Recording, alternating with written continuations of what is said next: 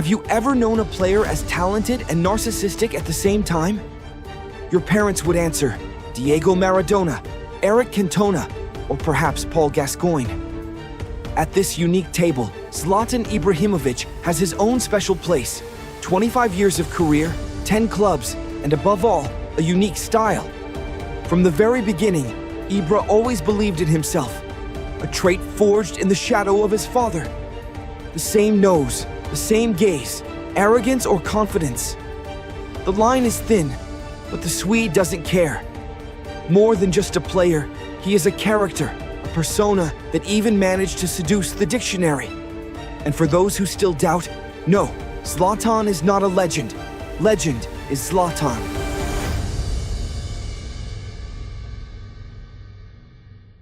In his modest apartment, Zlatan lives with his girlfriend Mia and his younger brother. At 20 years old, his days are simple, training in the morning, video games, and rest in the afternoon. This routine, which Mia dislikes, becomes even more intense over the weeks. Later, Ibra would become a legend of Xbox, even facing Diablo X9 on Call of Duty.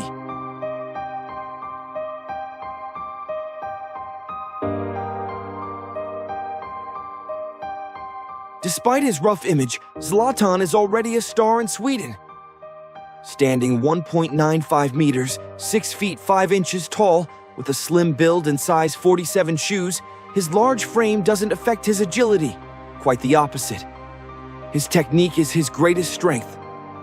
His ball control is exquisite, and he effortlessly pulls off nutmegs and dribbles. When his teammates are unmarked, he sometimes just juggles for fun. At first, this attitude limits his playing time and gives him the label of an individualist. But Zlatan loves dribbling too much to change. A huge fan of Ronaldo Nazario, this is the type of football he fell in love with. It doesn't matter if people criticize him. He plays for his own enjoyment. Imagine the audacity it takes for a 19-year-old to refuse a trial at a club like Arsenal. At the time, though, the Premier League wasn't as glamorous as it is today. Young players dreamed of Serie A, the pinnacle of world football. If Zlatan's ego denied Arsenal fans a duo with Thierry Henry, Malmö wasn't complaining. The longer their jewel stayed, the higher the transfer fee would be. By early 2001, Ajax Amsterdam scouts came to watch Zlatan play. Sporting director Leo Benhaker was immediately convinced. By March, the deal was signed, 9 million euros in exchange for the Swedish striker. Zlatan was set to leave Malmö at the end of the season. Ibra could hardly believe it. His Croatian mother, not very fluent in Swedish, was confused when she saw her son's face on the news.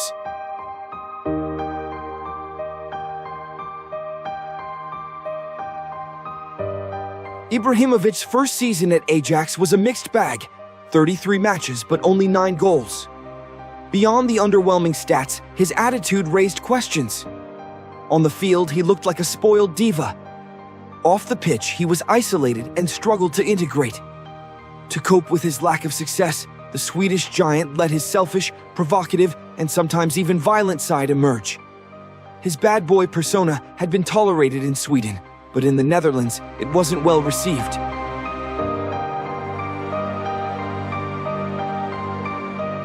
When Ronald Koeman replaced Adriaans as head coach, Zlatan's situation improved.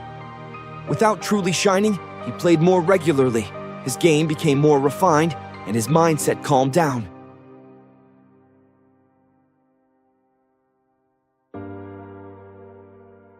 At the end of the season, Ajax won the league for the first time in 4 years. In the Dutch Cup final, Zlatan scored the decisive goal, securing a domestic double. On match day 1 of the 2002 Champions League, French viewers saw Zlatan Ibrahimović shine for Ajax, stealing the show from stars like Juninho and Sonny Anderson. His style evoked memories of Ajax legend Marco van Basten. Retired at 28, Van Basten, now a technical assistant, guided Zlatan, his influence already showing.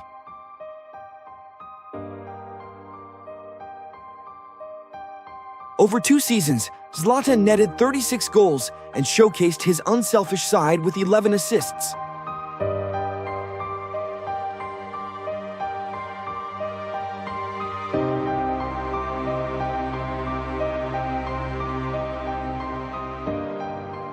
Yet, Rafael van der Vaart remained the fan favorite, even earning the 2003 Golden Boy Award and inheriting the captain's armband after Christian Chivu's departure.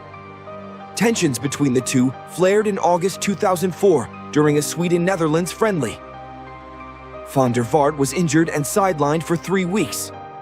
Though Zlatan denied any intent, few believed him, not Van der Vaart at the press conference, nor Dutch fans. Just 4 days later, Zlatan returned to the Amsterdam arena, met with boos at every touch. Unfazed, he responded with a stunning hat trick, one for the history books.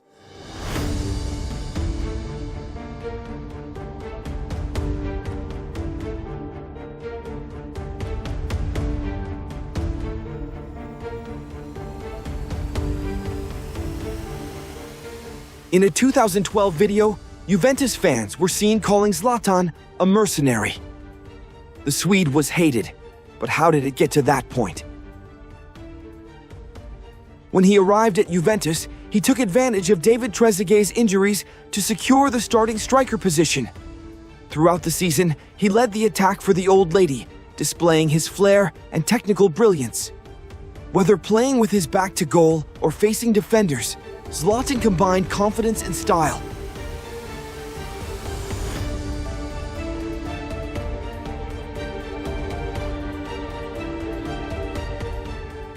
During his second season, with Trezeguet returning to form, coach Fabio Capello dropped Zlatan into a deeper role, essentially making him a 6'4" playmaker, a rarity since the days of Socrates. Zlatan was proving that he was no ordinary striker. In the summer of 2006, his agent, Mino Raiola, was negotiating a big contract extension, but the Calciopoli scandal changed everything. Juventus was relegated to Serie B, but several stars chose to stay. Zlatan, however, refused to make such a sacrifice. Despite pressure from the club and fans, he boycotted the preseason tour while his agent negotiated with Inter Milan. If you played PS 2006, you probably agree with Zlatan. At the time, Adriano was the emperor of football. When Ibrahimovic signed for Inter in the summer of 2006, he knew he had to learn from the Brazilian to elevate his game. Since the start of his career, Zlatan had been criticized for. By playing alongside Adriano, Zlatan improved until he eventually stole the spotlight. In April 2008, Zlatan suffered an injury that kept him out for 6 weeks. On the final match day, Roma was just 1 point behind in the standings, making a win crucial for Inter.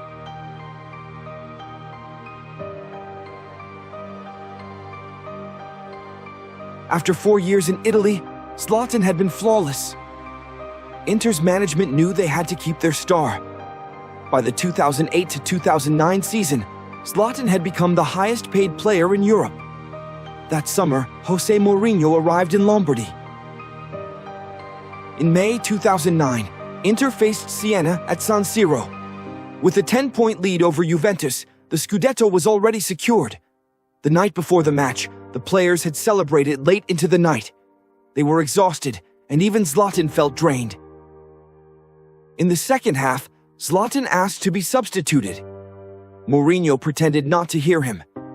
When Zlatan insisted, the coach instead substituted Julio Cesar, leaving Zlatan on the pitch for the full 90 minutes. The Swede responded by scoring a third goal, sealing a 3-0 victory. Even after they parted ways, Zlatan and Mourinho remained in contact, often praising each other in interviews. They would eventually reunite at Manchester United. In 2010, Zlatan could have been part of Inter's historic treble, winning the Champions League. However, his dream of playing for Barcelona was too strong. When Zlatan arrived in Barcelona, fans were ecstatic. The Camp Nou was packed for his presentation. Across the city, his jerseys were selling by the thousands. For the media, Samuel Eto'o was now a thing of the past. Zlatan was the future, and in the first few months, he lived up to expectations. He scored in 5 consecutive La Liga matches, a club record for a debutant. His strength, vision, and finishing instantly impressed both fans and critics alike. Everything seemed to be clicking. The transition from Mourinho to Guardiola, or vice versa, is never easy. Some players manage with both, like Fabregas or Xabi Alonso. Others struggle much more, like Eto'o, and especially Zlatan. One trait that clashed with Pep's style: arrogance. In 2010, tensions with Guardiola affected Zlatan's form. He scored less and slipped into Messi's shadow. Despite key goals, his first Barca season disappointed. In April, Inter ended his UCL dream, leaving behind a powerful image from a night that symbolized his unfulfilled promise. Behind Malmö, Zlatan's childhood club, stands Milan. The story began in the summer of 2010. Though a former Inter player, he was welcomed as royalty at San Siro. Nearing 30 and fueled by frustration from Barcelona, he arrived with one goal: to win it all. In a balanced squad, Zlatan became the centerpiece, both mentally and offensively. He led Milan to their 18th Scudetto, their first since 2004. The following season, he produced career-best numbers: 44 games, 35 goals, 11 assists. Ballon d'Or level, but not enough to beat Juve. 8 years later, he returned for a final act. Milan was in crisis, but Zlatan made an instant impact. In 3.5 seasons, he scored 36 goals and embraced a mentor role. Age and injuries didn't dim his influence. He lifted the squad, especially Rafael Leão. In 2022, AC Milan shocked everyone by winning the title again. When Zlatan Ibrahimović arrived in Paris in 2012, it was a seismic moment for French football. Fans came from Sweden just to catch a glimpse of him. In PSG's store, he could barely move. People took photos, some even touched him. PSG supporters couldn't believe it. The club had just landed a global superstar. Before Messi and Neymar, Paris had Zlatan mania. His decision to leave AC Milan surprised many, but he wasn't alone. Leonardo brought in Thiago Silva, Lavezzi, and Verratti to shape a serious project. Zlatan instantly became the face of French football and a cultural icon, dominating Ligue 1 with ease and filling stadiums on his own.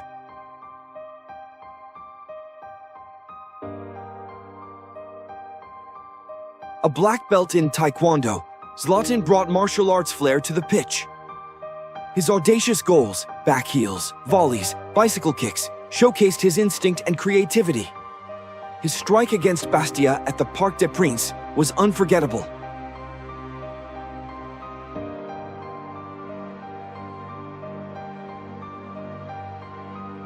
Still, a signature Champions League performance eluded him. Though he scored memorable goals like the rocket against Anderlecht, he struggled in key moments.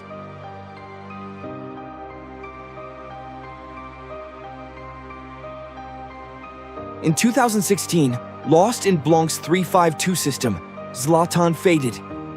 De Bruyne's goal knocked PSG out. Soon after, Zlatan announced his departure with iconic words: "I came as a king, I leave as a legend."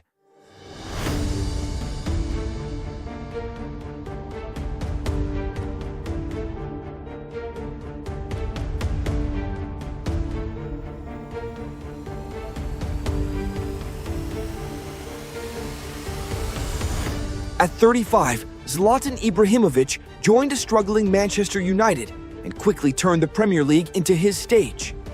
Despite never having much affection for English football, he thrived, scoring 17 goals and adding 5 assists in 28 league matches, often fed by Pogba's vision. Wearing the number 9, he led United to victory in the Community Shield and the League Cup, scoring in both finals. In the Europa League, he delivered key performances, including a hat-trick against Saint-Étienne.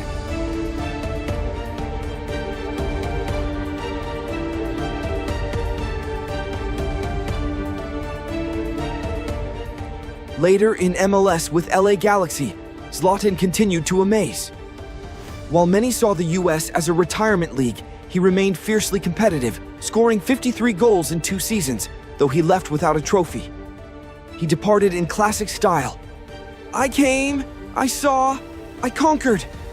Now go back to watching baseball. 2 months later, he rejoined Milan, a chapter already covered. But one thing is clear. Zlatan is a legend. No Ballon d'Or, no Champions League title, yet his style, presence, and impact are unforgettable. Love him or not, he was exceptional, one of football's greats.